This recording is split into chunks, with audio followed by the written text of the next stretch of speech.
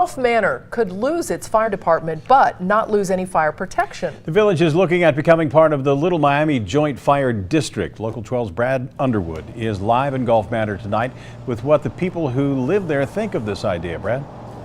Well, hi, Rob. Yes, the offer is on the table from the Little Miami Fire District to Golf Manor to have them merge, but right now it's just a conversation. There's no official contract that's been presented, so the numbers, the details, nothing is set in stone, but seemingly this would be a good thing for Golf Manor and its fire department, and tonight the idea was relatively well received.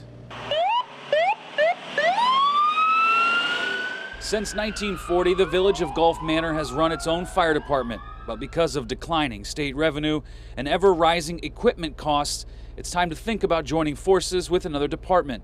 The equipment concerns me. I mean, you know, the equipment's expensive. We need that equipment. We need to stay up with it.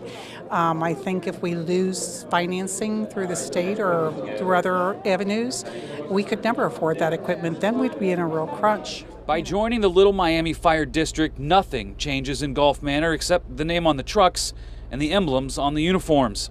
What they would get is better equipment and a bigger tax base, all while keeping the same coverage and the same firefighters and paramedics. It's going to save money. We have to worry now if we're going to pass a levy or if we're going to get our contract. We almost lost it the last time. So dollars and cents makes a good deal. Mayor Ron Hirth stresses to the crowd, this is just a talk. It's an input session on the idea, and that village leaders will go with the residents. I'm trying to be as neutral as I can at the moment. I think there are a lot of details yet that once we have a direction, actually sitting down with Little Miami and negotiating a contract will help to bring that into clearer view. You know, it is a tough decision. The department's been around for 70 years, but they don't have to merge. They do have enough money and funding, a budget to sustain the fire department for a couple of years, but eventually they'll have to get a bigger levy when it comes to all the operating costs, not to mention some of the equipment in the next 5 to 10 years is going to need to be replaced.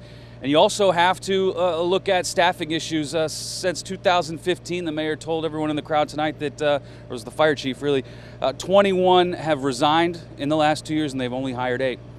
Reporting live tonight in Golf Manor, Brad Underwood, Local 12 News. Rob? So when I think about these two fire districts, I think of Golf Manor and Little Miami being very far apart.